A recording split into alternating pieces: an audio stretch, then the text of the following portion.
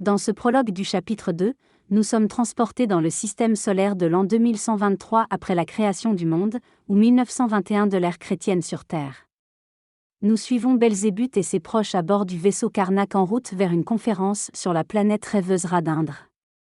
Belzébuth, exilé sur Mars après avoir été écarté du Soleil absolu pour avoir contesté l'administration, s'est donc installé sur Mars avec d'autres exilés. Il y a fondé un observatoire renommé et a organisé la colonie tricentrique. Les habitants de cette colonie tricentrique ont peu à peu émigré vers d'autres planètes, mais Belzébuth est resté sur Mars pour y mener des études sur les planètes avoisinantes.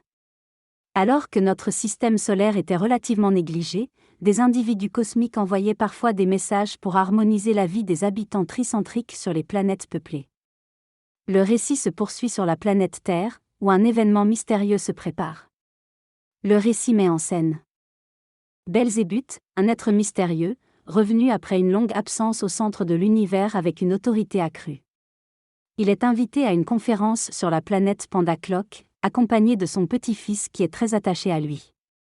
Belzébuth s'occupe de l'éducation de son petit-fils, tandis que leur fidèle serviteur, Aoun, contemple les espaces infinis à bord du vaisseau Karnak. Pendant le voyage, Belzébuth discute des particularités de la planète Vénus avec d'autres passagers, montrant ainsi sa